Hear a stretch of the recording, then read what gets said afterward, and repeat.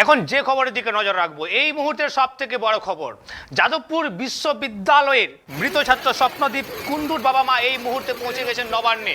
নবান্নে তারা মুখ্যমন্ত্রীর সাথে দেখা করতে চান, এই মুহূর্তে তারা সরাসরি পৌঁছে গেছেন নবান্নে। আমরা জানি যাদবপুর বিশ্ববিদ্যালয়ে র্যাগিং কাণ্ডে মৃত্যু হয়েছিল স্বপ্নদীপ কুণ্ডুর, যার পর একের পর এক র্যাগিংয়ের ঘটনা, একাধিক ঘটনা যাদবপুর বিশ্ববিদ্যালয়ের সামনে এসেছে এবং যা নিয়ে রাজ্য রাজনীতি তোলপাড় হয়ে গিয়েছিল।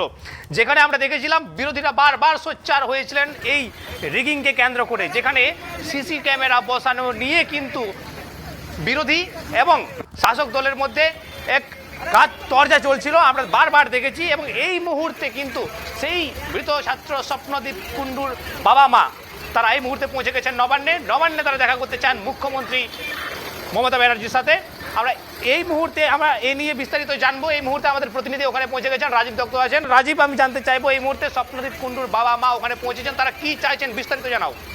দেখো, প্রথমেই বলি যে স্বপ্নদীপ কুণ্ডুর বাবা মা তারা মুখ্যমন্ত্রীর সঙ্গে দেখা করতে চাইছিলেন কিছুদিন আগেই, কিন্তু তারা মেসেজ করেছিলেন যে মুখ্যমন্ত্রীর সঙ্গে তারা একবার সশরীরে দেখা করতে চান।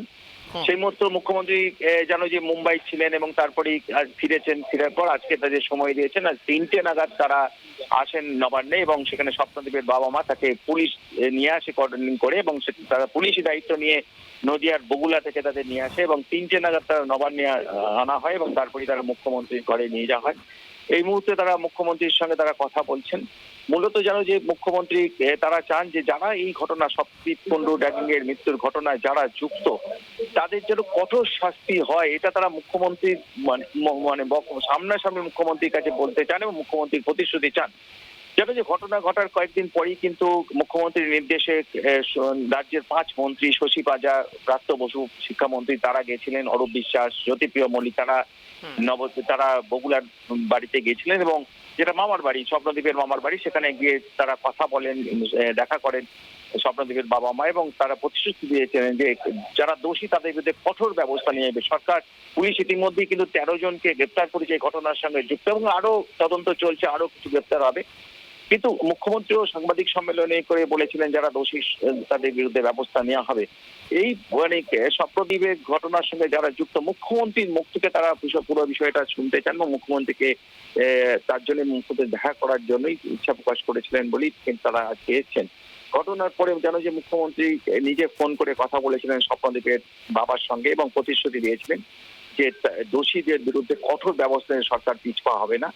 তবুও তারা একবার সরাসরি মুখ্যমন্ত্রীর কাছে দেখা করে তারা অভিযোগ জানানোর যে আর্জি করেছিলেন যে একবার সামনে দেখে মুখ্যমন্ত্রীকে অভিযোগ করবেন এবং পুরো বিষয়গুলো বলবেন। অর্থাৎ যেভাবে স্বপ্নদীপের বাবা তারা যখন স্বপ্নদীপকে নিয়ে এসেছিল এবং কারা তখন সেখানে কি অভিজ্ঞতার সম্মুখীন হয়েছিল সমস্ত বিষয়টা মুখ্যমন্ত্রীকে বলতে চান এবং সেই কারণেই তাদের আনা হয়েছে এবং সমস্ত ঘটনা মুখ্যমন্ত্রী শুনবেন।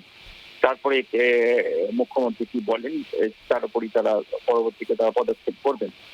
এবং ঠিক 3টে নাগাদ তাদেরকে, যেহেতু মুখ্যমন্ত্রীর সঙ্গে অ্যাপয়েন্টমেন্ট ছিল এবং সেই জন্য কড়া পুলিশের গাড়িতে তাদেরকে আনা হয় নবান্নে এবং নবান্নে 3টে নাগাদ নিয়ে নবান্নের 14 তলায় মুখ্যমন্ত্রী ঘরে নিয়ে যাওয়া হয়। এই মুহূর্তে মুখ্যমন্ত্রীর সঙ্গে তাদের কথা আলোচনা চলছে। মুখ্যমন্ত্রীকে তারা জানাচ্ছেন যে তারা কি অভিজ্ঞতার সম্মুখীন হয়েছেন বা স্বপ্নদীপের যখন তার মাকে ফোন করেছিল কি বলেছিল স্বপ্নদীপ, সব বিষয়গুলো মুখ্যমন্ত্রীও তারা জানাবেন এবং যাতে দোষীদের বিরুদ্ধে কঠোর শাস্তি নেওয়া হয়, যাতে ভবিষ্যতে আর এই ধরনের ঘটনা না ঘটে তার জন্য আর্জি জানাবেন। যেহেতু স্বপ্নদীপ চলে গেছে, যাতে ভবিষ্যতে আর কোনো মা বাবার কোল খালি না হয় সেই বিষয়টাকেও অ্যাসিওর করার জন্য তারা মুখ্যমন্ত্রীর কাছে আবেদন করবেন এবং স্বপ্নদীপের খুনিদের বিরুদ্ধে কঠোর শাস্তি দেওয়ার আবেদন করবেন মুখ্যমন্ত্রীকে। অবশ্যই রাজীব, তার সাথে আমি জানতে চাইবো স্বপ্নদীপ কুণ্ডুর যে মৃত্যু ঘটনা, এই মৃত্যু ঘটনায় কিন্তু কয়েকজনকে গ্রেপ্তার করা হয়েছে এবং তদন্ত চলছে, কিন্তু সামান্য একটু আপডেট জেনে নেব যে এই তদন্তের গতি কতদূর এগিয়েছে। এখনো পর্যন্ত 13 জনের ইনভলভমেন্ট পাওয়া গেছে এবং আরো ইনভলভমেন্ট আছে, কারণ যখন এই যেখানে হোস্টেলে হয়েছে প্রায় 20 থেকে 25 জন ছাত্রছাত্রী ছিলেন। পুলিশ ভেরিফাই করছে এবং এদের জিজ্ঞাসাবাদ করার পর যাদের যাদের নাম উঠে আসে তাদের জিজ্ঞাসাবাদ করা হচ্ছে, কারণ অনেকেই যারা ঘটনার সঙ্গে প্রত্যক্ষ যুক্ত আছে, যেমন ঘটনার সময় প্রত্যক্ষদর্শী অনেকে আছে, সবাইকার সঙ্গে পুলিশ কথাবার্তা বলছে এবং মূলত যারা ঘটনার সঙ্গে প্রত্যক্ষ যুক্ত, এই র্যাগিং কাণ্ডের সঙ্গে যারা যুক্ত, মেইন যুক্ত জানো যে অভিযোগ পুলিশের কাছে সব থেকে পুলিশের প্রমাণটা পেয়েছিল সেটা সৌরভ চৌধুরী এবং সৌরভ যেহেতু কারণ বই যারা পাস আউট ছাত্ররা বেশ কয়েকজন ওখানে ছিল, সেই পাস আউট ছাত্রদের মধ্যে কারা সেদিন ছিল সেগুলো ফিক্সড আপ পুলিশ অলরেডি করেছে এবং তার মধ্যে সৌরভ চৌধুরীকে গ্রেপ্তার করেছে। কারণ সৌরভ চৌধুরীর ইনভলভমেন্টটা অত্যন্ত বেশি ছিল এবং সেই ওই জায়গায় বেশ দাদাগিরি করতো, তার নেতৃত্বে এই কাজগুলো র্যাগিং হতো। তারপরেই আগে সৌরভ চৌধুরীকে জিজ্ঞাসাবাদ করার পর আরো কয়েকজনকে ধরা হয়, তারপর মোট 13 জনকে ধরা হয়েছে এখনো পর্যন্ত, যেটা পুলিশ ইনভেস্টিগেশন চলছে। যেটা এর পরবর্তী ক্ষেত্রে কার কি ইনভলভমেন্ট আছে সে তাদের, কারণ ওই হোস্টেলে তারা কতজন ছিলেন সমস্ত বিষয়গুলো ফিক্সড আপ করার পর আরো কাদের কি ভূমিকা ছিল সেটা প্রমাণ হওয়ার পরই পুলিশ আরো কয়েকজনকে গ্রেপ্তার করার সম্ভাবনা থাকছে।